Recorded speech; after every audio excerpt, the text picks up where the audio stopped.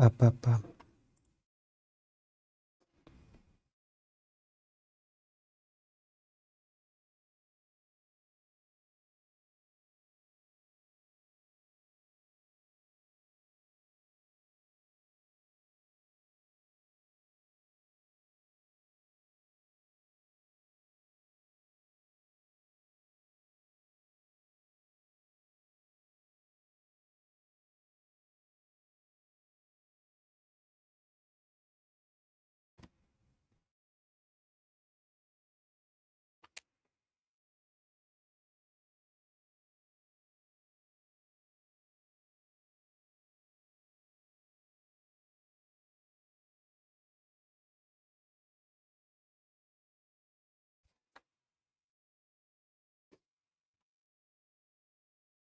A huge shout out to the overthinkers. An overthinker. He watches the show. To the overthinkers. Shout out to Buffet too. All about faith to this is Parker, yeah. Thank you, overthinkers. Keep inspiring the next generation. Shout out to the overthinkers. Tando Pela. Much love. To my overthinkers, I'm a male. Nizinja nikoko yazini as overthink is Welcome everybody to the Overthinking Football Show. My name is Jose Mokwena. I am your host, and this show is the place where we love South African football. We love African football, and every now and then we speak about England. Hurricane, what a winger. Guys, this show is on every Monday, Tuesday, Wednesday, and Friday, unless of course I do put out an announcement on my statuses. So if ever you don't see me live, check on my statuses. But also, if Chiefs, Paris, Mamelodi, Sundowns, or Bafana, Banyana are in action, I am here too, where we're going to be speaking about the games. I will be here live tomorrow for this game and the next one. So let's see what's going to happen there. Guys, please like, share, comment, subscribe, touch the screen, tap the screen, do everything you can to make sure that our little platform grows to everything that it can be. Now, of course, there's really only one thing that we can speak about. There's really only one thing that we can speak about here. Hey, what's happening? There's really only one thing we can speak about now, and it is going to be tomorrow's derby game. The derby is on tomorrow, and we're going to see what's going to happen between Chiefs and Paris. We're going to speak about that today and speak about why this derby makes sense, makes a noise, why it's important, and what happens in this derby. Because remember, this is the last dance. This is the last dance. This is the last dance for Coach Jose Rivero. Sorry, guys, I'm trying to get a guest on. There's a guest that I want to bring on, so I'm just trying to make sure that my guest can come on. So apologies for that, but it is Jose Rivero's last dance. And what's interesting about the next 2 weeks is that the next 2 weeks could mean very different things for the two different clubs. So on the one hand, you have Kaizer Chiefs, who has been going through one hell of a rocky season. They've been up and down quite a bit. And this is Coach Nabi's chance, now that he's qualified for the Nedbank Cup final, qualified for the CAF Confederations Cup. Maybe he beats Pirates this week, he beats Pirates next week. Now he's got a trophy, and he becomes the best Kaizer Chiefs coach in the last 10 years. The last 10 years. Then, of course, for Coach Jose Rivero, he's the man that technically, mathematically, theoretically, chemically, can still win this league if he can beat Kaizer Chiefs and keep themselves close enough to Mamelodi Sundowns for the league. But also next week is the Nedbank Cup, and should he win both of those things, or should he come close in the league, that's another 2 trophies or even a treble to help him out with his case for next season and maybe get the fans off of his back. So there's a lot of things that could happen in this game. But while I get my guest on, I'm going to allow people in, and just tell me what you think about tomorrow. Tell me what you think about where the two teams are sitting, and we can go from there. So let me see. Oh, let me see, man. There we go. There we go.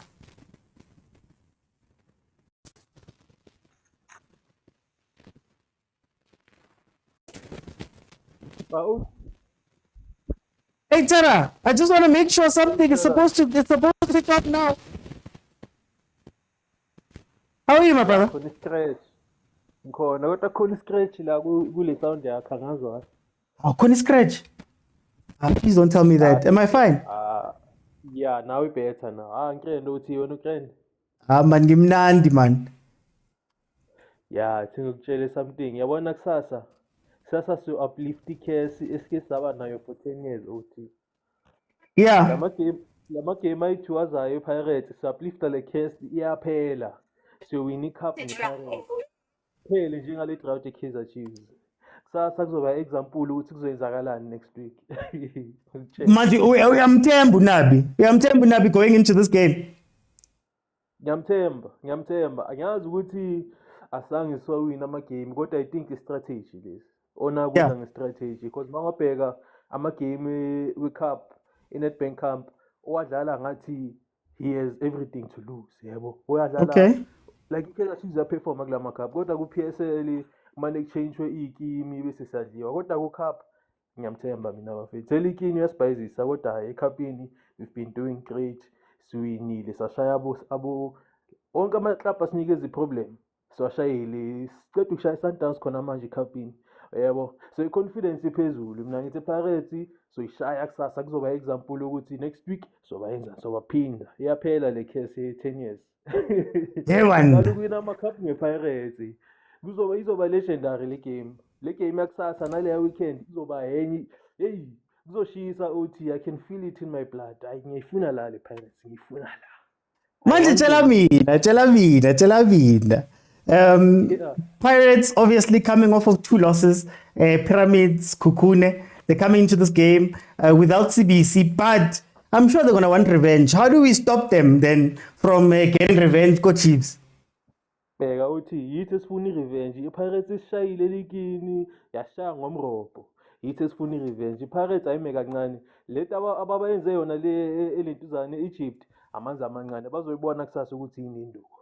Kusasa sobabonisa ukuthi yini induku. 3 goals izophuma 3-0 kusasa uthi. That's my prediction. Yebana 3-0. Hayi okay, uthembe bani ukukora? Ngithembulile bombonile ke la goal akashayile ngiyazi siluzile kodwa ulibonile la goal uthi outside the box composure uzana la yi-1 ulilepho mfethu ashaye elinye igoli lomhlaba ukuthi nje angazi kwenzakaleni we lost the game but it's fine. Kusasa kuzoba ulilepho number 2 kuzoba either one of the two uDuba no Mushabalala or between the two bazoshaya igoli. Ulilepo I think uzoshaya 2. Yeah. Okay. Ngeza bathi uzoba i-draw akuna draw kusasa bafethu. Khona abazokhala. Ibani prepared mabhakanila. Hey, okay, no. Let me see. Thank you, my brother. Guys, I'm so sorry. I'm just trying to figure out what is happening here on my live. I'm trying to get a guest in so that we can have somebody here who's experienced some of this, who's been there. So let me see.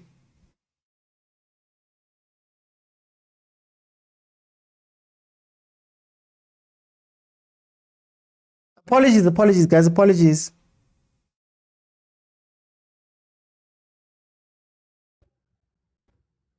Mr. Overthinking Football. There we go. We're cooking. Now we're fine. Took us Guys, long enough. I wanted to welcome legend Mike. How are you? I'm very good yourself, brother. What's happening? I'm good. I've been priming everybody for you coming on now. I'm glad we could sort it out. Yeah. So, Mike, we're going to talk a little bit about this Soweto derby. How are you feeling? I know which side you're on. Yeah, look, I'm not as confident as I was 3 weeks ago. That's for sure. It feels like the wheels are, I don't know, at least we've got a flat tire. I don't really know.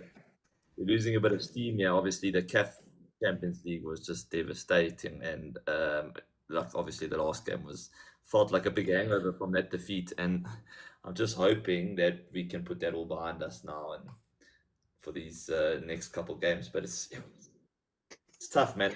The way we went out in the Champions League was horrendous, to be honest. And I know as a footballer, like you don't recover from that quickly.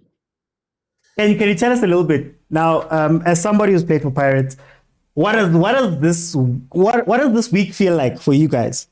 I spoke to Lakile Khwati yesterday, and he was telling me that this preparation starts the week before, and you have to get your mind right, and there's rules.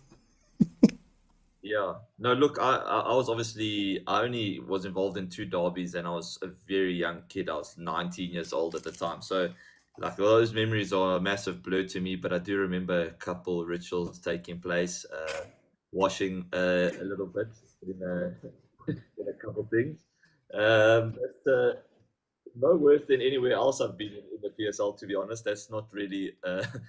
I've experienced worse in other clubs, but it's sort of part and parcel. But the derby it is special, and you definitely feel it the whole week. And the day before, especially as a young kid, I can remember not being able to sleep. I can remember my heart rate leading up to the derby and watching the reaction of a lot of fans in the bus when you're driving to the stadium.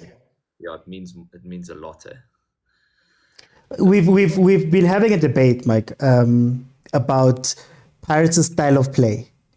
And up to this point, you could maybe argue that they've been playing a very African style of play. They've been very they've been good defensively, and they've been scoring, 1 or 2 goals and getting out of games, as you do a lot of the time when you watch North African football. How do you think they should approach the game tomorrow? Should we see the sort of exciting game we saw versus Pyramids, or should they just, to bide their time?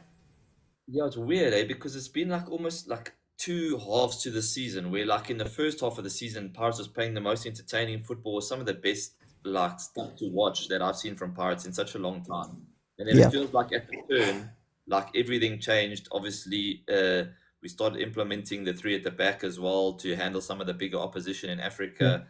Obviously, used it against Sundowns as well, because we weren't going to play open again after the 4-1. So went to the 3 at the back. And since that, the more defensive approach, now we're just not creating nearly as many chances. It hasn't been as fluid, that's for sure, since those changes. So the second half of the season's been a tough watch, and there's been a lot of 1-0 wins, draws, and not as exciting football. So the CAF journey's, I think, taken a lot of energy out of the squad. Yeah.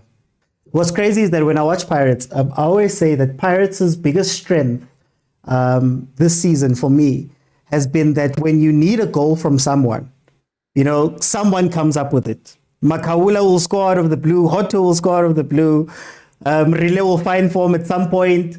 Everybody has put up their hand really for this team to go out and score and score a lot of goals and win a lot of games. I mean, some of their best runs have come from this football that maybe we're not used to or that we like. So going into the game versus Chiefs, what do you think about Chiefs so far this season with Coach Nebi? Some have said he's cooking, some have said he's not cooking. He seems to be rescuing it here at the end. Yeah, I actually think you probably have a better insight into you watch all their games. You're a Chiefs man.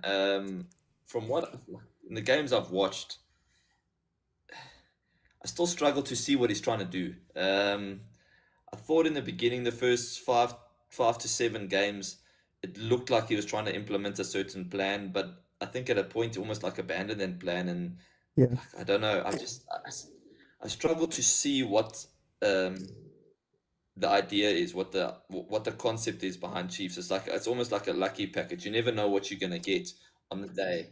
And then obviously when Sereno was out for a bit, because it feels like in the beginning they were just using him as everything went through him, and when he didn't play, they couldn't play. But now it looks like, I think obviously with Duba now becoming more of a focal point in attack as well, they're having to find different avenues to be more successful. So I don't really know what to make of them, which is actually scary as a Pirates man as well. Is that just feel like that on the day, if he mixes things up again, he just finds the right combo. That every now and again they've looked dangerous, but they can't seem to put together a decent run. What do you like? What do you think? How are you feeling going into this game? There's two things. For me, number one, Coach Nebi, I think he's a vibes coach. I think he's a Carlo Ancelotti type of coach, where if he has the requisite quality and players that are responsible enough, he kind of just lets them go. Like I feel as though we don't necessarily have a structure, right? It's more of, okay, when you get into the final third, you guys go. Like, you guys will figure it out. You'll see what you're going to do. I trust you guys to play. So that's why you see a lot of the players are out of position a lot of the times. A lot of players are, there's no rhyme or reason as to why they're on the pitch at that point, right? So I think he's one of those coaches, which is interesting because Kaizer Chiefs, I think, is at a point where they need somebody who can instill a culture. You know, you speak about Pirates, you know how Pirates is going to play. You've known Pirates, the way Pirates have played for the last, 20 years. You've seen Lodge is very similar to Rile, for example, is very similar to maybe a Walaza or something like that. There's a roadmap, right? But with Chiefs, there isn't quite that thing. So that's the first thing. The second problem that I had with Kaizer Chiefs is that it feels as though we were taking the season for granted, almost. So it felt as though this is just a season where you could just let things go. You know, you can, we'll fix things next season. Everything is next season. Next season, we're going to sign the right players and do all of that stuff. And what happens is that you only ever see them really lock in when they're playing Pirates, when they're playing Sundowns, when they're playing the bigger games. I mean, I watched Chiefs playing Sundowns the other night when we beat them in the Nedbank semi. And, you know, you could tell that, okay, these guys were drilled. Modi was supporting Cross at the back. Cross was not going forward. They were sitting in a defensive shape. They weren't going forward like that. Chiefs plays with a 6-man attack at times. You know, Duba Lilepo, Modi, Cirino, Solomons jumps in, and then every now and then when Cross is playing pure left back, he also goes up. So now you find 6 players in attack, and then when we get countered, our defense shame. They can't do much. But when we play the big games, for some reason, they switch on and they're there the whole time. So I think Pirates is going to have to look out for that. In that I don't think this is going to be a reckless Kaizer Chiefs, but it is worrying. It's very worrying that we only wake up for these games. Yeah, and how are you feeling about the goalkeeper situation? That's obviously been a massive headache for Chiefs. I mean, I've looked in some of the stats, and I think it's even now at this point of the season, I think the Kaizer Chiefs goalkeepers average like it's like a 50% save rate. Yeah. So when you take 2 shots against Kaizer Chiefs, you'll score 1. Like, that's an insane statistic, and that's not just talking about one keeper. That's all 3 of them. So it's like, it's not even like, you can't even think like, okay, well, this isn't working. Let's go to the other one. They've tried all 3, and nothing's working. So obviously what happened in the last couple games as well doesn't lead much confidence into for the defense when you're looking behind you and you're thinking like, well, we can trust our keeper and what's happening behind us, keep things clean at the back. Like, how are you feeling about the goalkeeper situation? What's the solution there? Look, you can't bring in anyone new right now. So I think Vuma's fine. I think the problem with Kaizer Chiefs' defense, for me personally, has been that it's the whole defense, goalkeeper and everybody. When the goalkeepers looked a little bit better, the defense was weak. We were conceding so many goals where honestly you couldn't ask the keeper to do anything more, right? And now that they're maybe finding their way, now the keeper is giving us a bit of problems. I think it's all a confidence thing, and I think honestly, all you can do is just ask them to go back to basics, right? Try your best to work for each other. You know, if you've got a defense, make sure the defense is solid and make sure that nobody is out of position. If you'd watch, I'm sure as the defender, if you'd watch Miguel and Dortley, they were often chasing balls. Everybody was chasing balls and leaving spaces and doing all of that stuff. But if we can get everybody to just sit back and just do the basics, if the goal goes in, the goal goes in, but let's not make it 5, 6, 7 chances that are taken against the goalkeeper. Bruce will have to step up. But I look, I don't know. I just feel like there's a lot of confidence problems, honestly, at Kaizer Chiefs. And unfortunately, Ntwari looks shaky when he comes in. I don't think he's acclimatized properly to playing for Chiefs. Peterson tends to make a lot of random mistakes. Vuma is our best bet. But yeah, there's nothing you can fix right now outside of confidence. So hopefully this run that they're on, going into the Nedbank Cup final, qualifying for the CAF Confed, hopefully that's going to feed into them and maybe they'll just have some defense. If you look at a player like Cross looks incredible over the past few games. And I think it's just because they've asked him to do the basics. Become a third centre back. Don't push up. Don't do anything too crazy, right? Just sit there. And he's looked so good in some of these games. I know there's been losses. Do you remember in the beginning of the season when there were I think it was his first 3-4 games where they almost felt like they were asking him to get on the end of crosses and stuff. And yeah. He was finding himself he was playing left back, but he was he had to get on the end of crosses in the box and he was bombing up and down.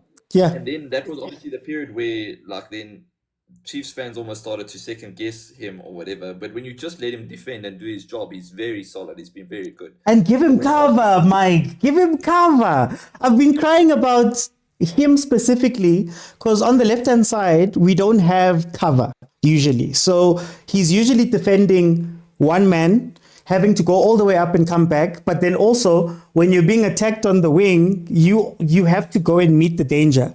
So he was being caught out positionally because of all of that stuff. But I want to ask you, on defense, Pirates, you guys found a gem with Mbogazi, but now you've lost out on CBC. He's not going to play this game.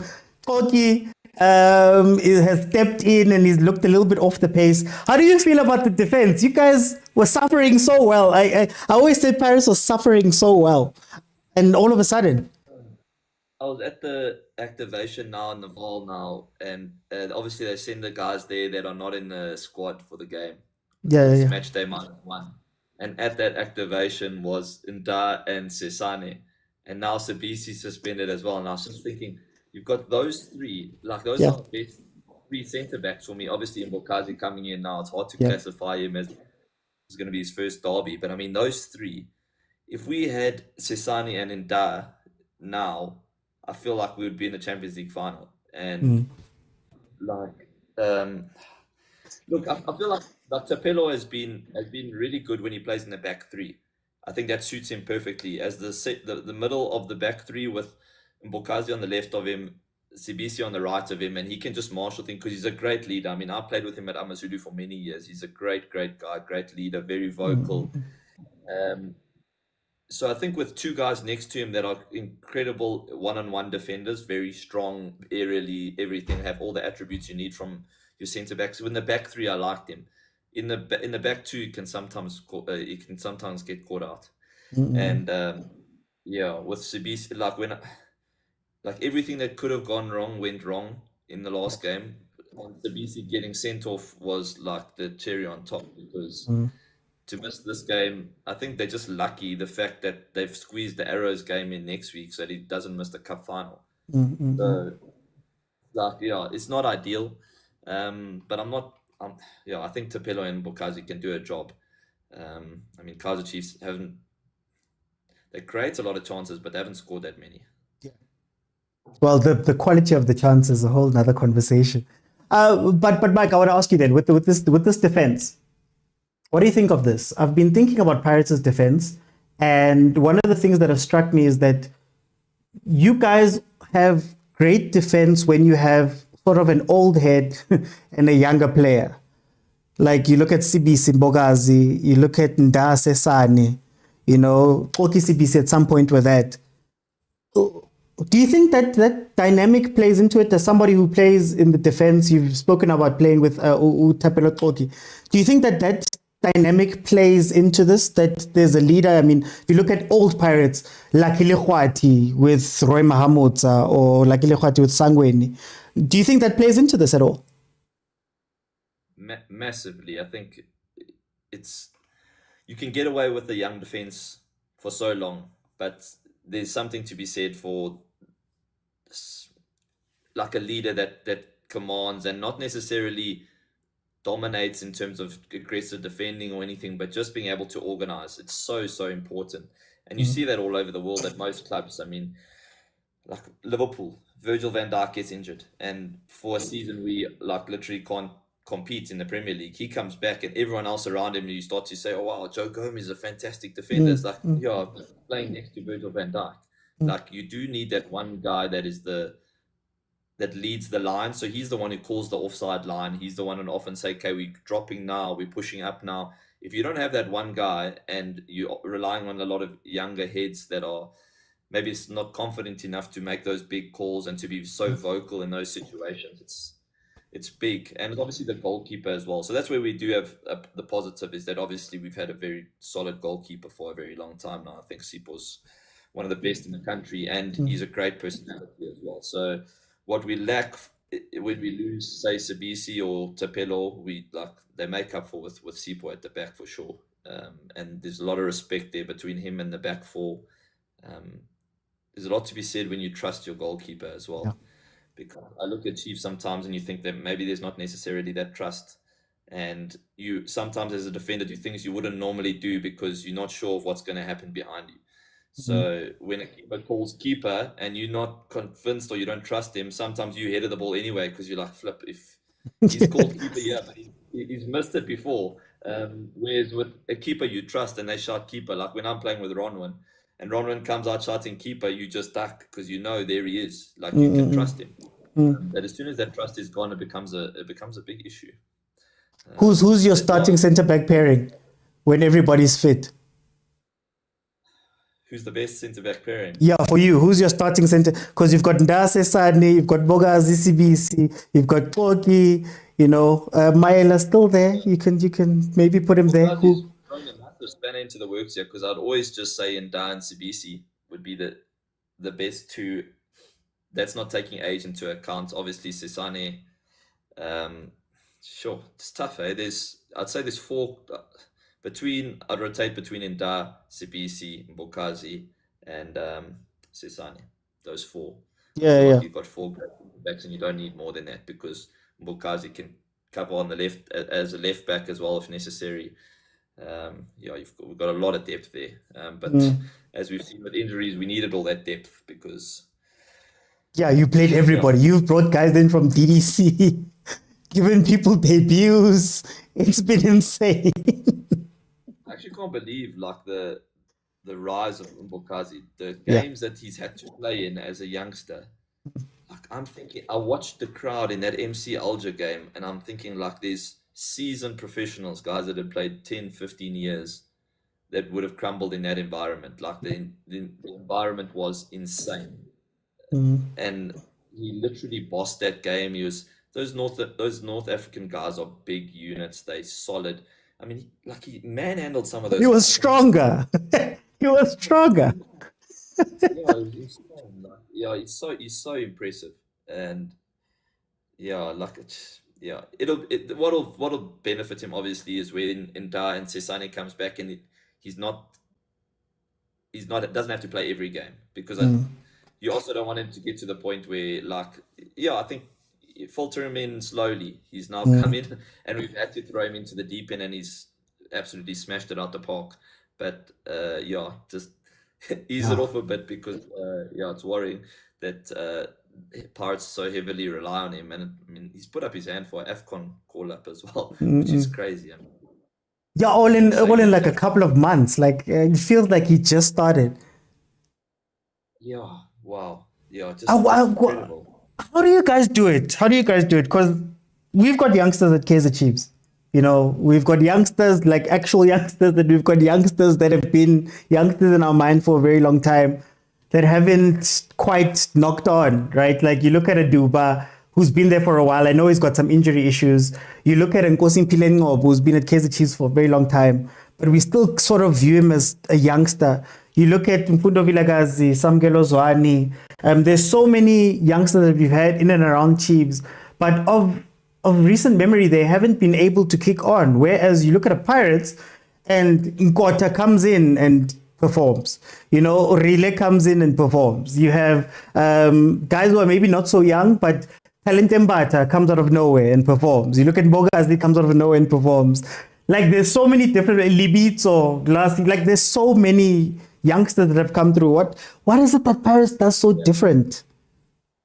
George, man, like I'm not even lying here when I said so. I was for the Black Label All Stars game. I went to like all the training sessions with that team where Samkelo Zwane was there.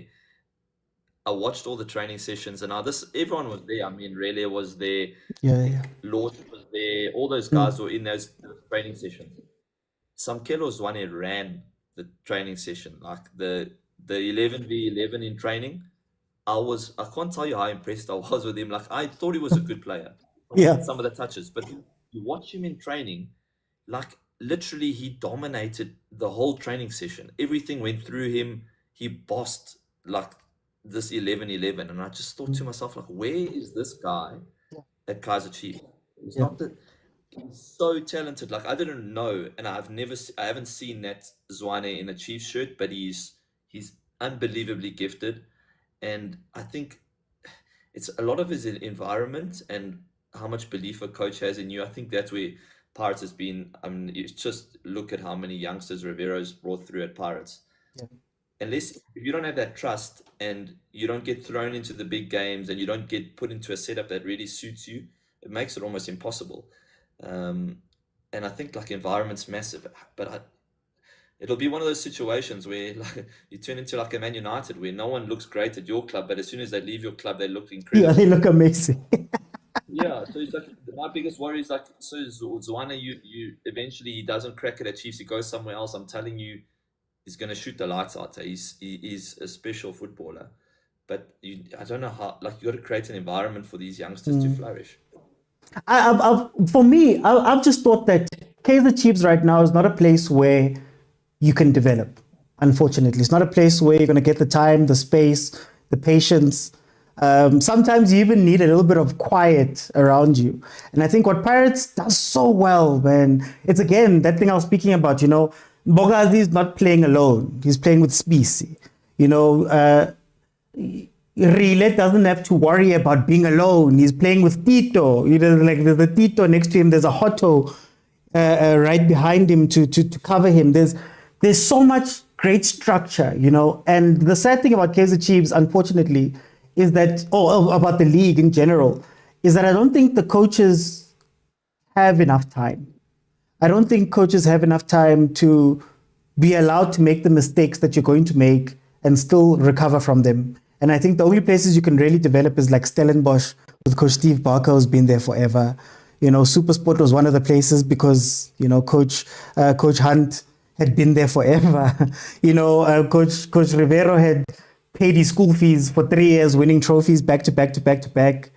Do you think that we as somebody who also came through when you were 18, 19, how do you feel about like the development, especially in the big clubs? Because we have a DDC team at Kaizer Chiefs that has just won the DDC. And my worry is I'm sitting there going, where are these players going to go?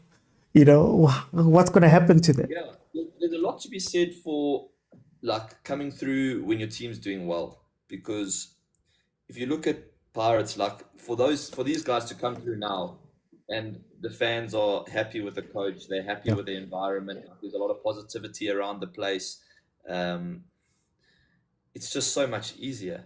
And that's obviously at the big clubs. Like, I mean, I came through at Pirates, but most of my like young years, 19, 20, was actually spent at Bidvest Wits, which was probably the best thing for my career. I went on loan. I forced my way out of the Pirates to say I need to go play football. And that's maybe what some of these Chiefs youngsters need to do, is that I went to a club that was a whole young group of players like Sfiso Mieni, Patrick Pongwayo. It was General Vilakazi, like a whole bunch of youngsters trying to make their way in the football space. And Wits didn't have the budget to go out and splash on big guys, so they relied on youngsters. So that was the model back then. But I had to go out of these big clubs to go find a place for me to grow my career. it's a super tough place for you to come into one of these Soweto giants and try to build your career as a youngster. I think the Pirates youngsters have been incredibly fortunate with Jose Rivera. Like, he's created like an environment and that's what makes me worry so much about him leaving, is that I don't know like who comes next that can keep that kind of environment. Because I mean, we've seen this so many times when then a new coach comes in and they're maybe not familiar with the youngsters or don't trust the youngsters, and then all of a sudden it just doesn't, that environment's not the same anymore. So it's a big worry for Pirates. It looks like an impossible guy to replace almost, because of the cup success firstly, but also how many youngsters he's blooded over the years. Yeah, no, big shoes. Huge shoes. Yeah. As much as you say Nabi, like, you're filtering these youngsters, but he loses 3 games in a row. Like, what are the Chiefs fans saying? Yeah. Like, they say it's not time for youngsters. Give us results. So what do you do? It's so tough. Yeah. No, it's insane. It's insane. Look, I've the conversations I always have, and even on the show, the guys in the comments will be my witness. We always speak about that. Like, are we intentionally developing some of the kids, or are we just letting them ride off of their talent? You know, are we just, plucking Mbogazi, finding Mbogazi out of nowhere, throwing him into, you know what I mean, the league, and then it's like 10 years from now, he hasn't gone past the level where he was because nobody actually planned. Like, I like what you said about, the other guys will come back and maybe it's not the time for him to play so many games and things like that.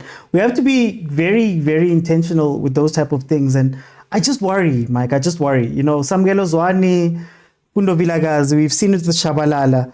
I just worry what's going to happen to their careers, because those guys are the future of our football. You need them to be developing properly. If you look at Puso Ditejani, left the DDC team because he wasn't getting a space in the first team. Now he's playing at TS Galaxy, and maybe you ask the question of, shouldn't you have sent him there anyway? Shouldn't that have been the plan, that, okay, you're looking like one of the stars, there's no space for you, let's send you somewhere else to go play. But back to the derby. Midfield. So many questions in the midfield. You guys, do you play Tito? Do you keep with Mbata and Makaula? Do you worry about the build-up of Mbata and Makaula? Or do you just not change anything if it's not broken? Cash 100% comes back in. I think that was a big error in the last game. I think he's such a crucial part of this team now that he has to play every game. So Cash comes in for sure. I'd play him next to Mbata. For me, Mbata was actually our best player in that game.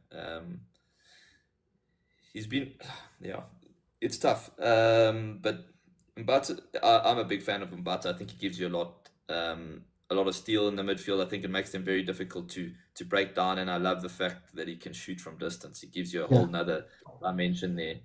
I mean, even in the last game, I think he had 3 or 4 decent efforts. He finds himself in a good spot to take good shots, and I like that about his game. But it is whether we play Tito, whether we go with Lamini again. I like when we go with Tito because it gives us more attacking impetus. Lamini's just that plays that little bit deeper, and I think Tito breaks lines, especially when he's in the mood. When he's in the mood, I feel like he's one of the best players in the country, and when he trusts Cash and Mbata to bring the ball out from the back, because often when he sees that the build-up's not that fluid, then he drops too deep to come get involved. Yeah. But when he trusts those two to sit in front of the back four and to bring the ball out, I feel like they do have the ability, and he just needs to sit behind the Chiefs midfield and wait for them to find him, because when they find him in that pocket, he can cause chaos. So that would be my ideal midfield, would be those 3. Yeah, Pirates' midfield, yeah. it's a little bit irritating to me, because, like, you guys have all the ingredients. So, for example, I think beginning of last season, Ndlondlo was such an important player to Pirates. Ndlondlo was so incredible in actually going back and fetching the ball and almost deep lying playmaking. About Miguel Tim, Yeah, Miguel Tim. There's Miguel Tim there too. But then I watch Mbata and Makaula, and I feel like sometimes they're afraid of the ball.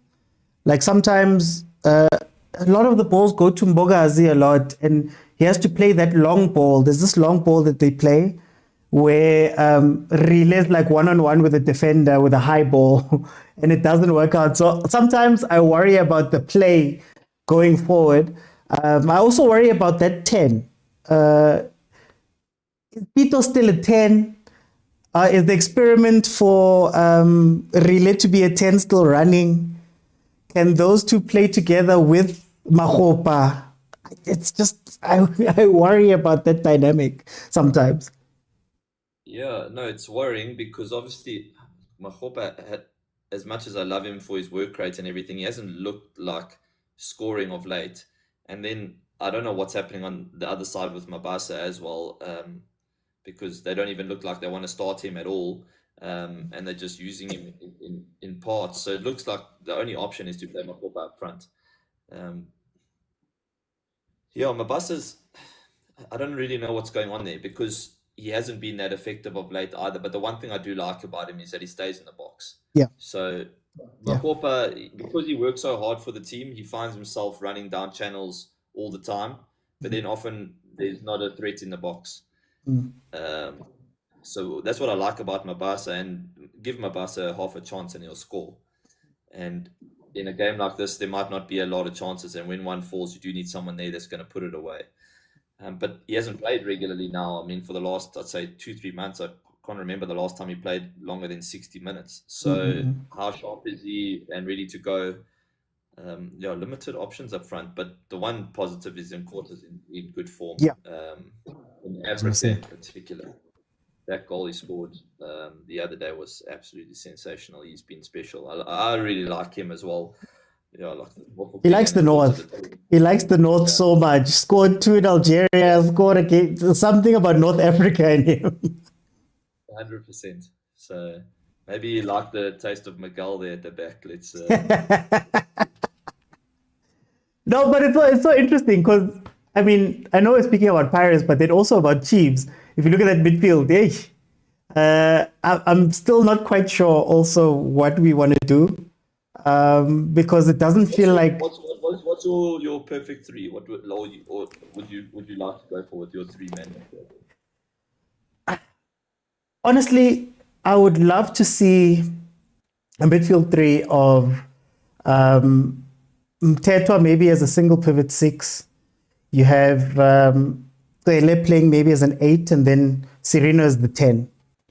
But it's not necessarily about the players. I think it's more about the roles. And that's where Chiefs gets a little bit confused at times. Because Can you give Sereno a role? Can you give him a role, a defined role, Sereno? I want to. I feel like they've got too much freedom. They've got way too much freedom, Mike. He's entered this league, and I mean, I know this more than most playing as a 6 against him, is that he doesn't get involved at all when you defend. Like, he literally is not interested at all. But the worrying thing is, like, then as soon as you lose the ball as the opposition, he's free all the time. But he will literally walk around while you have the ball, looking for the best place to stand. Yeah. So when you lose the ball, but then that just means he doesn't really form a part of your shape. Yeah. He decides where he's going to play, and that's where he finds his space. And it makes it very difficult. But if you are not effective at finding him, he basically just becomes a passenger. And that's why that's my worry here, Mike, that Sereno's an incredible player. But because we play in such fluid system, having one fluid player is fine. Like, having Sereno be fluid is fine. But if 4 players are just running around all over the place and they're all finding themselves in different places, it becomes hard to consistently create chances or create moves or do things, right? I want to see the ball on Sereno's foot almost every single attack that we can go to. But now he's running on the other side and Mdu's over there and Duba's dropped back and the other one's right. Like, you need to be able to give them a structure. I like the idea of having Cele maybe in an 8-ish role so that he can fetch the ball from the back, and then maybe he's the guy that communicates with Sereno in that way. But more than anything, I need him to play centrally, because Chiefs does this thing, and we've seen it with him, we've seen it with Dolly, where they love sending them out to the right-hand side.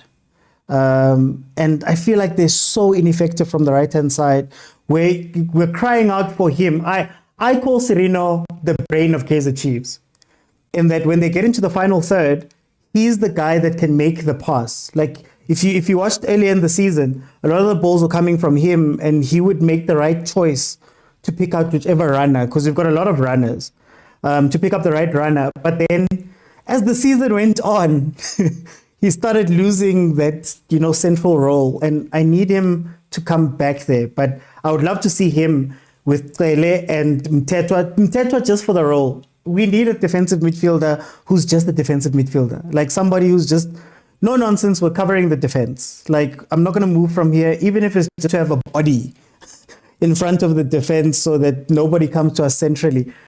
I would be happy with that. So that's my three that I would pick, honestly. Yeah, and not Mart as a 6. You're not a huge fan. If I had to choose between Mart and Cele, I wouldn't know. I don't want Mart as a 6. I don't want Mart as a 6. I don't like him as a 6 at all. I like him as an 8. I think he can press. He's pressing up high. He wins balls a lot. And if you look at a lot of our attacks where we score, Mart is actually part of a lot of those moves. So I'd love to see him a little bit higher. It's just that in my scheme, I prefer Cele more, because Cele is more controlled in the passing. But Mart has a role. Mike, I believe that every player has a role. It's just that sometimes coaches and sometimes fans, we have expectations of players to do things that they're not comfortable with. And we just want to see them there a lot. If Mart can play 8, I think he'll be incredible. I think we'll swallow all of our words with Mart. But if he keeps playing 6, I don't know. Yeah. I don't know. Lelepo, I mean, he looks like a massive threat, but just hasn't converted in a lot of his chances yet. But I mean, he looks like a massive handful for defenders to deal with. I like him a lot.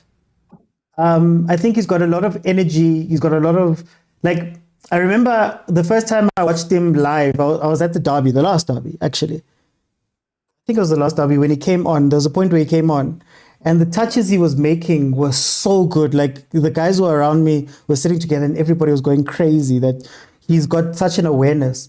But it sometimes feels like he's a one-man show, unfortunately. Like, there's no support. So if you look at the goal he scored, was it last game or the game before, where he had to beat 4 players and score? I'd love to see him again in a system where he can interact with some of the other guys, maybe with Sirino a bit more, maybe with the striker Duba a bit more. It feels like he's always so far away, and I feel as though we're trying to force him to play as a winger. But maybe he's more of an inside forward type of player, or maybe he'll be good enough in a 2 up front type of thing. But I like him very much. I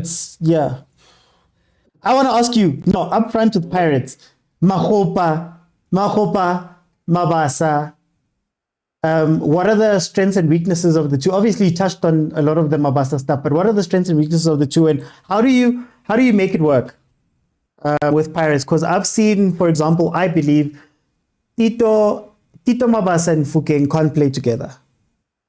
It almost feels like they all fight for the same space. Like, he likes to drop into Tito's space.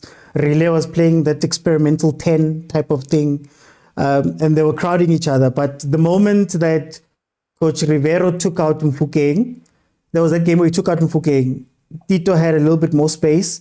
There's games where Tito's not playing and Mfukeng's playing with Mahopa, and Mahopa dropping in allows them that space in behind, and he likes to drag defenders.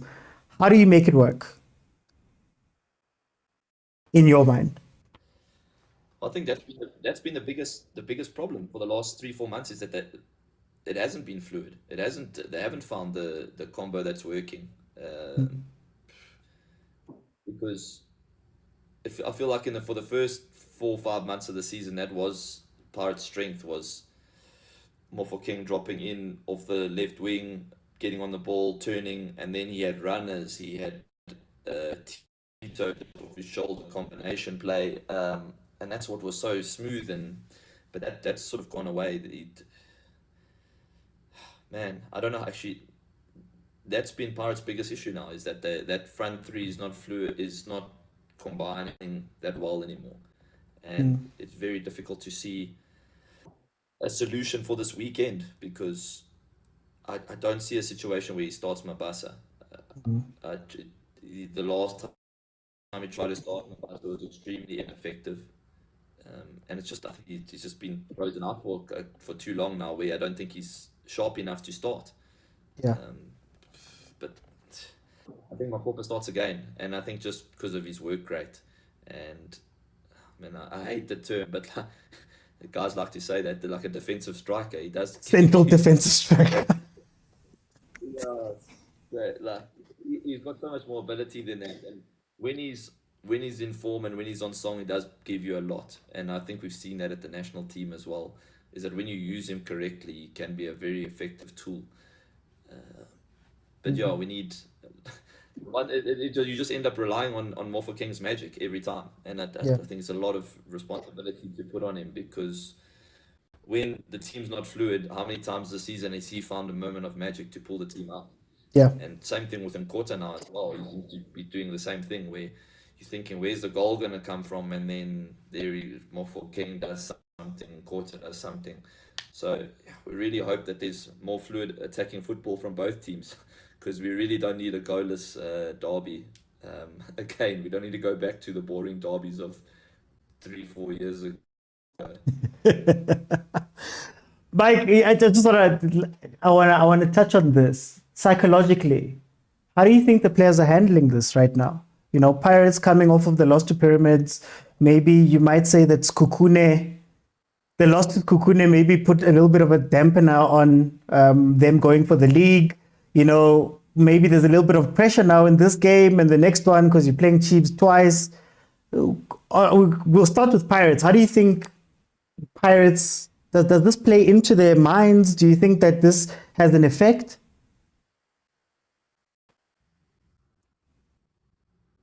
I did. The second quarter, the body language I saw in the last 20-30 minutes of that game, I didn't like. It just, like, there wasn't that desperation to win that game, because even when they went behind, normally you get that like instant reaction to say, okay, hold on, we need to get back into this game, and it wasn't that, and I didn't see that much fight from Pirates when they went down, and that's what just made me feel like it's still, they're just so deflated from the way that they exited the CAF. And under Rivera, like, you almost felt like you couldn't lose a cup game because he's been so successful in his time there. It's like some crazy record of, he's only lost 3 cup games out of 50 games he's been at Pirates. It's almost like it's impossible for us to lose under this guy. And then that happened, and you almost just like, oh, well, how did that happen? Like, and it just deflates. It feels like it's deflated everyone, not just the players, the supporters, everyone. It took a lot of wind out of the sails. So this is now where the coaches earn their money. This is the time where you've got to remotivate again. And how much like bargaining power does he have with the fact that he leaves in 2 months? Like, does he have that buy from the guys to say like, hey, let's go again. Let's push again. Let's see if we can. And then because then at the other side, like, you lose one game and then Sundowns absolutely dominates. And then you're just thinking, okay, well, there we go. It's like we can't even slip up once, because we slip up once and it's done. Like, that's the reality in this league now, is that in the past, like, you drop some points, you hope the opposition drops some points, and you sort of go head and head, but you lose one game and Sundowns wins 4-0 or 4-1, and you just look at the log table and it just looks insurmountable. But also psychologically, I'm sure there's a positive side to that. I mean, a derby is the derby. You win the derby, you know, that's a push. You win the next one, which is the Nedbank Cup. Now you've got 2 trophies again. Maybe you look at the rest of the games in hand and you go, you know, we can win all of this. 100%. I actually want to, like, how are Chiefs fans, how do you think they'll react if they don't win this Nedbank Cup? Because it's been so long and they finally see this light at the end of the tunnel. There's a light there now, and they obviously, like, when I'm speaking to fans and stuff now, there's this feeling like we've waited so long, here it comes, like, here's our next opportunity. What happens if Chiefs don't win that game? Because it almost feels like this could be like Nabi's ticket out of, like, maybe get a little bit more support from the fans, maybe get a little bit more support from the club, and they support him in the next transfer window, and it all sort of goes according to plan. But what happens if he doesn't win? I think Nabi is in. I can't explain the position he's in because I think for some reason he's the most trusted coach that we've had. I think it's a mixture of us trusting him, but then also not wanting to chop and change another coach. That I think he's almost protected, you know, from anything that might happen here. A lot of guys are just clapping at the fact that we're getting to the finals. A lot of people are happy with the Confederations Cup qualification for next season. A lot of people, even though, I mean, statistically, goals-wise, points-wise, he's been, if not equal, worse than Kevin Johnson and Mulifin Tseki and them, right? But I think there's such an optimism around him that he's still got a little bit of leeway to ride that. And if he loses the Nedbank Cup, I don't think too much happens. If he wins the Nedbank Cup, that's going to be that's going to be insane. Like, that's going to be something. It's going to be like we won a star. So I don't think he's under pressure. But I think the sad part about Chiefs is that, you know, you speak about body language. You know, when you watch the body language of him and the team, that's my big worry, you know, how you lose games and things like that. Like in the beginning of the season, he looked like a coach that was, you know, no, guys, we need to keep going, you know, smiling, always behind the players. But you could just tell it took an immediate turn when the pressure was on. And I think the players are feeling it. So going into the game, I think they might be thinking that, you know what, this is the chance for us to redeem everything. I mean, if you saw just the response when we beat Mamelodi Sundowns, just that response was insane. So I think, I don't know if there's pressure, honestly speaking. I don't know if there's pressure. I think the only pressure is that you don't want to lose, 3 derbies in a row. You know, you don't want to lose 3 derbies in a row at all. Would you take a Nedbank Cup trophy but finish out of the top 8? Yes, I would. Just to get the trophy in, Mike. The cabinet has dust in it. The 10 years of dust. We just need that top 8. I mean, that Nedbank Cup there. I would definitely take it over top 8. I would have taken, for example, the Champions League over top 8 when Gavin Hunt had us, when Atazwani got us to the final of the CAF Champions League. Yeah. If it's a trophy, I am taking it. What is Roddy's? Sure. To finish out of top 8 for Chiefs 2 years in a row would be bad. Eh? It's so weird, Mike. People fight me. I don't think Chiefs fans care. For some reason, this season we've resigned ourselves to, like, you know what, man, we're just building or whatever's happening. Like, I mean, the last time we finished top 8 was Atazwani when he finished 5th, right? That's insane. But everybody just seems fine with it. And I think next season is going to be very interesting for Nabi. Will he be able to live up to all of the hype that's going to come? Because there's expectations. Like if you look at a coach Rulani, he signed for Wydad. There was a huge expectation. You know, he rode that expectation. Everybody, you know, what happens to Nabi next season? You know, this season we gave you off, you know, you're building, you don't have your players, blah, blah, blah. Next season starts, what excuses do you have and what type of pressure do you have? That is a huge question. Yeah, but that shows you, like, look at North Africa. I mean, Rulani took over at Wydad. I think they finished 6th in the league last year. Yeah. He will have secured him a better league position this year, and he still loses his job. Yeah. Like South Africa, like Nabi got the job. Chiefs finished 9th or I think 9th last season. It looks quite likely that they'll end in a similar place, but he's still got trust from the ownership. Like the North Africa is brutal. Like there's no time. I mean, look at Ahly. I mean, that coach won numerous Champions Leagues. I mean, I think he won 11 titles or something in his time at Ahly, and he just didn't get them to another final because of a last-minute own goal. And thank you, there you go. Like look, I mean, if Kaizer Chiefs definitely going to give Nabi more time, but it just shows you like there's definitely more faith placed in coaches, and there's definitely more time given to the guys here. And I don't know if that's a good starting point for coaches, and maybe that's why they like to come here, because they know it's a little bit safer. Would you take Rulani at Pirates, seeing as Coach Jose is on his way out? I don't mind the idea of Rulani just because I think people forget how good that Sundowns team was that he coached like last season. I mean, they were one game away from being perfect. Yeah.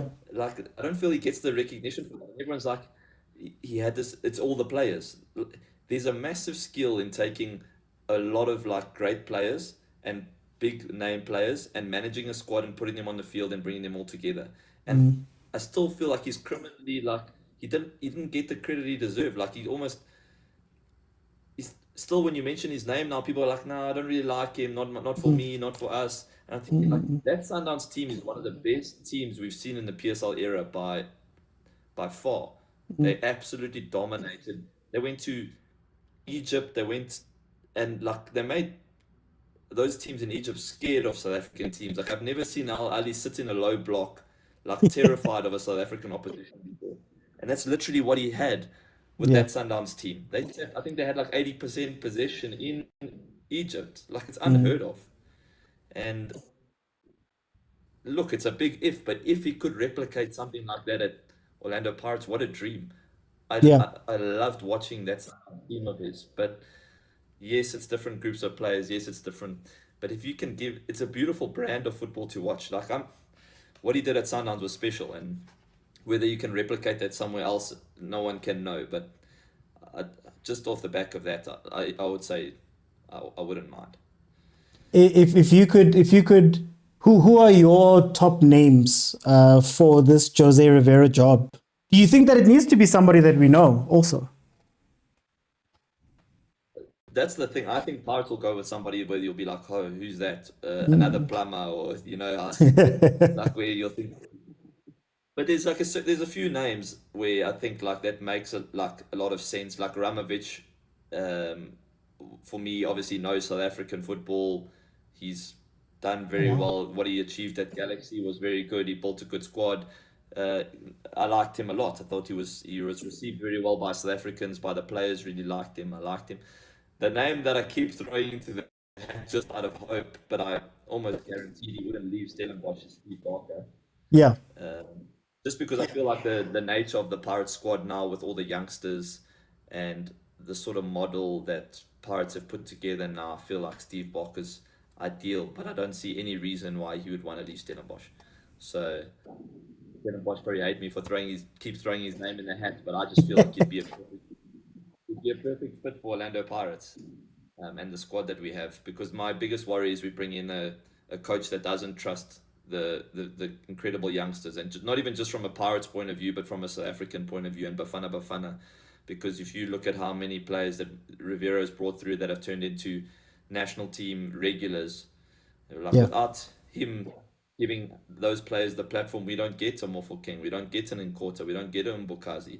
That's a coach just giving our players a platform to shine. And such a difficult, I like it. You almost feel like he's irreplaceable, because I don't know if he comes in and gets that same kind of success with youngsters. That's other coaches will come in and say, open the checkbook, I need to buy big names. He didn't say that. He said, give me these DDC boys and I'll win you trophies, no problem.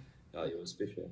I think the funny thing about the Paris job is that what Jose did so well was to respect the Pirates culture, firstly. Like, he respected what Pirates was. And he was like, okay, I'm not going to go and do crazy things. I mean, when he arrived, he didn't even get a preseason, I think it was. He didn't get a preseason. He had to work with what he had. And he has done so well within that structure of Pirates to not change it. I think Chiefs and Pirates, unfortunately, or fortunately, I think they're teams that need coaches that are not creative, if for a sense. It's not like you're going to come and change everything and you're find the gonna. system. It's like you get into the system, you do your job. I mean, when Kaizer Chiefs was Kaizer Chiefs, no coach had more than 2 seasons. It was always 2 seasons. You come in, you win, you leave. You win, you leave. Your job is just to manage to manage this thing, not necessarily to change it. So with the names that I'm hearing, like when you think about Coach Rulani, when you think about Coach Pitso, you know, Coach Benny has been thrown in. I feel like I don't want to be mean, but I feel like they want to build something new. They want to build something in their image. They want to make something that's theirs, which is incredible for coaching. But at Pirates, even just personality-wise, I think Coach Jose, one of the things that are so underrated, Jose personality-wise, there's no noise in the media. There's no, like, he manages expectations so well, right? Like, I think he's one of the coaches where he's won 5 trophies up to this point, and everybody was still like somewhat treating Pirates like an underdog type team. Like, no, there's still credit to the fans too. That's going to be very important, I think, for the next guy, because if you come in and it's noise and all of that stuff, I don't know if it works. I absolutely hate to say this, but like, what is the objective of like a coach coming into Pirates and Chiefs now? Because I feel like, are you trying to win the league? Like, are we just realistic here that gap is so big? Yeah. And just being in that conversation and being in that fight with Sundowns, I feel you've overperformed. And so, like, when you come in, like what Rivero's achieved by winning all the trophies he has, I feel like that's the best case scenario almost. And like that, it's like a horrendous thing to say, because you almost like saying you can't win the league with Sundowns. But I just feel like it's so difficult that if you can still win trophies while qualifying for Africa and finishing second and third, that's an amazing job. Because like, do you think, like, what is your dream for Kaizer Chiefs? Like, where do you, like, if you had to say like a roadmap for Kaizer Chiefs in the next 3 years, like, what's the best case scenario? Like, can you even, like, in your wildest imagination, imagining them winning the league? Do you know what's the hardest thing about being a Chiefs fan, Mike? I'm an older Chiefs fan. We were conditioned that as long as you win a trophy, it's fine. Like, for many years, we were just winning our one trophy. And as long as at the end of the season, now in this world of CAF and leagues and all of that stuff, like you're saying, it feels like such a big task. Like, just winning the league seems like such a big task right now. I was telling somebody, you know, last season, I think Sundowns won with a gap of 23 points. The season before was 16 points. The season before that was 9 or something like that. But then also, in the grand scheme of things, Sundowns has won so many leagues in general in the PSL era that it's like, is the league something for Pirates and Chiefs? You know, is it something you win here and there? Or do you focus on the cups and really go hard on the cups and hopefully win a Champions League somewhere? You can't quantify it. Like, yeah, it's the so interesting tough. one now is obviously like when we used to play Confed. Like, Yeah. the truth is nobody wanted to be in Confed. Confed was like you almost try to get knocked out. They'd send the young The B teams, yeah. Because obviously the beginning of the tournament, you start in CAF, or you start Southern Africa, and you play all that, and it's like not too expensive, so you'd go there and it wouldn't be too expensive, and they'd be happy for the youngsters to go play that. But it was almost like, whatever you do, don't get through to the next round, because then we got to fund us going into Congo, fund us going into Gabon, fund us going all over Africa, and they don't want to do that anymore. But the reality now with Patrice is the Confed is a big trophy to win now, and it's financially viable trophy to so like for Chiefs to now get into Confed is actually huge. It's huge, and it's interesting to see how Chiefs will now play their hand in the transfer market, because are they going to now double down the way Stellenbosch did with their squad and strengthen their squad? Yeah, well, that, like, if they want to bring some sort of, because the Confed is a tournament now that Southern African teams should be getting, especially if Chiefs is in the competition, they should be getting to the semi-finals. Yeah. Because you should clean up Southern Africa, and then you'll fight your way through the qualifiers against some good teams. But Southern African teams should be progressing pretty far in Confed now, and now it's financially viable. Why wouldn't you chase that? Especially when we're saying that the league is just seems like an impossible task at the moment. Do you think that we take them seriously in general? We've been having this conversation because, honestly speaking, I remember 2002 when Chiefs got banned. When Chiefs got banned from CAF because they just said, no, we're not going to play it. Like, we don't care. It's only Mamelodi Sundowns that has come in. And because Dr. Patrice Motsepe took it so seriously, now we kind of watch it, but I don't think we actually think about going out and winning it. Like, for example, I'm a Chiefs fan. We get to the final 2019. We were playing Ahly. We lose 3-0. I'm going crazy, right? Because I'm thinking to myself, geez, this was a chance to get a star. But I look around me and no one cares, and I'm like sitting there and I'm like, but guys, we were so close to having our own. This is what keeps me up. Like, I don't care about the league. I don't care about the cups. I need a star on the Chiefs logo, but it feels like no one else cares about it like that. And it feels that way for a lot of African competitions. Yeah, like I'm interested to see how you feel, and you're quite good at judging sentiment online, especially. Like, how did you feel online and just the general vibe around South Africa for that Champions League weekend with Sundowns and Pirates in the semi-final? Because me as a football guy was looking at that weekend thinking, and Stellenbosch in the semi-final as well. That was the biggest weekend in South African football history in terms of like the gravity of what could have been achieved. We could have had three teams in the African final. Yeah. And I went and I didn't feel like I was at an event, and no one was even talking about the game. No one was like on their phones like checking the results. And I was like there like on my phone like streaming the game, watching the game. And everyone was like, what game are you watching? And I was like, what are you talking about? Like, I didn't feel that in South Africa that people were that worried about the fact that we had two teams that we could potentially have an all South African Champions League final. Yeah. Like, if you're thinking about UEFA Champions League final, like the whole country would stop. Yeah. But in South Africa, I feel like there's more hype around this Soweto derby that's just a league game than there was for that weekend. And yes, Chiefs is the biggest team in the country. I will give it, like, we can't argue with that, and they were not involved, so I take that into it. But South Africans that weekend, I just didn't feel that South Africa really understood how massive that was for the country. I don't know how you saw it on social media. Oh no, I feel exactly the same way. I feel the same way.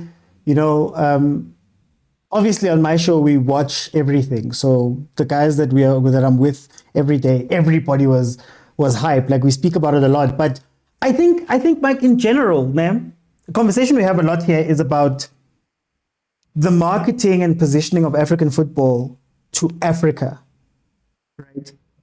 Sometimes it feels as though the CAF Champions League and the CAF Confed are not ours, right? Like, it doesn't feel like it doesn't feel like the people who are meant to care about it enough, right? So the example I always use, right, is, the Springboks.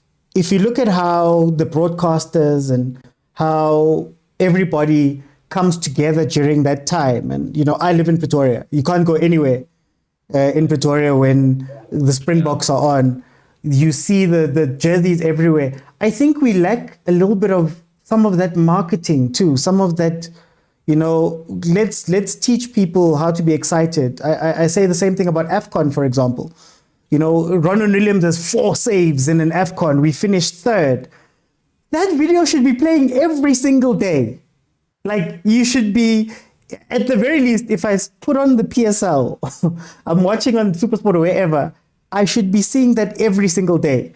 Same with the Champions League. I mean, Mamelodi Sundowns is in a final right now. We should be seeing replays of the road to the final, or this or that. Like, there should be narratives, there should be marketing, there should be so much. You shouldn't be able to escape it. But look at the derby, for example. You know, there's the press conferences, there's the videos, there's the things, you know, you can't escape it, right? But for the CAF Champions League, and I think that's where we need to catch up, especially for Africa, we need to catch up with Europe and those guys. There's a lot of marketing that's put behind that thing.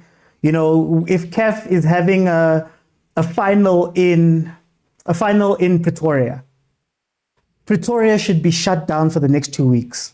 You know, they should be going to every, I don't know, pick and pay in the area and saying, guys, all your cashiers are wearing Sundowns kits. You know, SuperSport, we've got a little video package that you need to play for the rest of the time, like they do at the Springboks. You know, the Springboks, I used to joke that you see Siya Kolisi more during PSL games, during that Betway run. You see them more than you see anything else. Like before games, it's them. After games, it's them. You see the adverts of Chasing the Sun.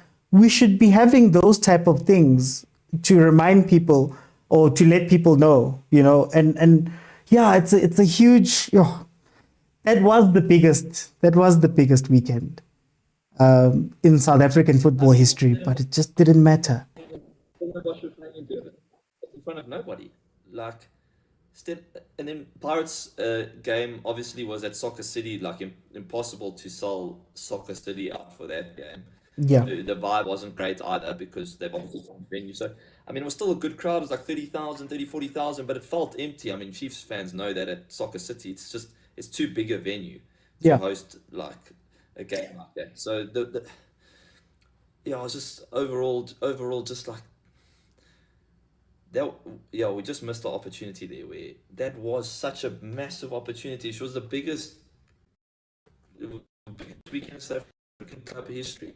And it just sort of passed us by, and I don't feel like the really South Africans really bought into it. I mean, I was big on social media saying no more Bok Friday, it's Bucks Friday.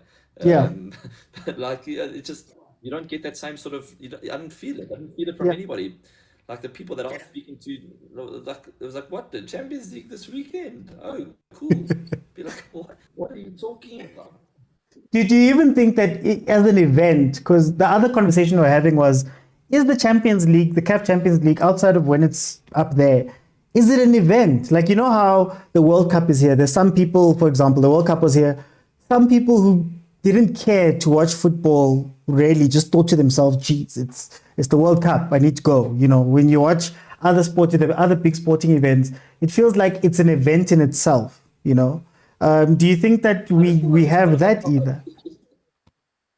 I don't feel like it's part of South African football culture. Maybe that's the right way to put it. Like when you think about like UEFA Champions League, you know, Tuesday night, Wednesday night, you're not making plans with friends. 9 o'clock, don't ask me what's going on. I'm watching Champions League. Like it's part of Europe. You just know that's your time. That's Champions League, and it's been that way forever. With CAF Champions League, because of the way it is and the way you have to travel around and the way they fit in a fixture here and a fixture there, and some clubs are on a January to December schedule, others are on a August to May. Like, it's messy. Yeah, it's very messy. And like the fixtures get pushed all over the show, and you never really know when you're going to play. Whereas like Champions League's Tuesday, Wednesdays, you just know. Europa League's on a Thursday. That's just how life is, part of the culture. We don't have that in around the around African Champions League. Do you think that? So do you think that? If you look at it in North Africa, No, I just wanted to ask you. Do you think that if they were to change the format, we would have that more? Like if we were able to see Al Ahly a little bit more, or maybe we were able to see the other teams, similar to what's happening in Europe, do you think that could help? Or, you know, I know we've got the problems of travel and all of that. Yeah, because there's a whole, like, I don't think this is the time to open this can of worms, but like, should we not be playing on the same schedule as everyone else in Africa? Wow, are we the only guys playing on the European calendar? If we want to be serious and really compete in CAF competitions, should we not just be on the CAF calendar? Why are we playing on the European calendar? Why are we playing through an African summer? Nobody else in Africa plays through the African summer. Why are you playing in Thohoyandou in December in 35-degree heat? You should be playing through your South African winter. That just it makes a little more sense. I don't know why so that's a whole other can of worms that we maybe don't need to open tonight. No, bad bike. No. What do you think is going to happen? Lastly, what do you think is going to happen this weekend? What's your prediction? Derby. Head on the chopping block. I hate doing this because you're obliged to vote with your heart, but my head says the Pirates are still not fully back from what's the Champions League. But I just don't think Chiefs have enough firepower to turn them over. So I think it's going to be as boring as it sounds, either draw, Pirates sneaks at 1-0. Okay, I agree. I think it's going to be a lot closer. It's going to be a lot. These games are very rarely like high tempo games, especially lately. So I think a lot of the things that they're just going to sit back, and I don't think Pirates wants to go too hard because, I mean, you also have to think a loss to Chiefs is a loss to Chiefs. I think Chiefs doesn't want to lose to Pirates like that, especially knowing that they have to go play the Nedbank the following week. So they're probably just going to sit back, and it's going to be, I'm going to say 1-0 Chiefs. Somehow they're going to steal it because Chiefs tends to, in the big games, sort of perform. Like if you think about that first leg, if Modi scores that chance he got in the first 5 minutes, maybe that game is on its head, you know? Save, yeah. You know, maybe it's a different game. Comes back to what to have a world-class keeper, that's where it pays off. Hey, but also Modi should have finished that one, but say what you want, like you have so many chances to finish it, but you give those good keepers a chance to make a save, and that's what they do. And then lastly, can Pirates catch Sundowns? Is it done? It's done. Done. As much as I'd love it, we just don't have the squad to keep going week on. Like, we're gonna have to rotate for Arrows again. We can't play Derby Saturday, Arrows same squad, Derby again. So again, you risk dropping points to Arrows in midweek. We don't have this squad that Sundowns has. Sundowns are not gonna drop points again. Now, obviously, they've got the Champions League final to worry about, but their squad is just, it's on another level. And they rotate their squad. I mean, Pirates, they don't rotate, they can't rotate. Yeah, it's done. What do you think? There was a point, I think, where Pirates had a chance. There was a point where Sundowns was looking shaky. And if Pirates had won those games convincingly, I think there's something. Games in hand are always the worst. But if Pirates, they could have put sufficient pressure on. But I think this Kukune one more specifically, that was just, it felt like a final nail type of situation. It felt like a final nail in the coffin situation. So, yeah, I think that took everything away. And I also think Pirates maybe also focusing on just winning that Nedbank, win your 6th trophy, and take it from there, because Sundowns seems to have found another gear now. I think that win versus Ahly has given them some more wind under their sails. So we'll see. But it is done. I think Pirates is going to look for the Nedbank for me. Yeah, no, I'll be happy with that, especially over Chiefs. You never know, Mike. You never know. Mike, thank you so much for joining me. We need to do more of these. Yeah, no, I loved it. Thank you so much. And we'll definitely do more of this. And maybe we do a review. And I'll be more than happy to come on, especially if Pirates win on the weekend. No, man. No, you're more than welcome, Mike. You're more than welcome. I've got no signal. Well, if Chiefs win, I will call you personally, even if I have to put you on a WhatsApp call on the screen that way. But Mike, thank you so much for joining me. You come Are you coming to the game, by the way? Are you going to be at the game? No. I'm not able to come, so I'm going to just stream it from here. Okay, awesome. Yeah. No, okay, well, we think of you from the stadium, and yeah, thank you so much, mate. You're doing amazing things, and keep it up, man. No, man, keep it up. Thank you for joining our space. Thank you, guys. I'm out. See you guys tomorrow at the derby. Bye, guys. Yeah, guys, I'm also going to close because everything is going haywire on my side. So, guys, tomorrow we'll be here.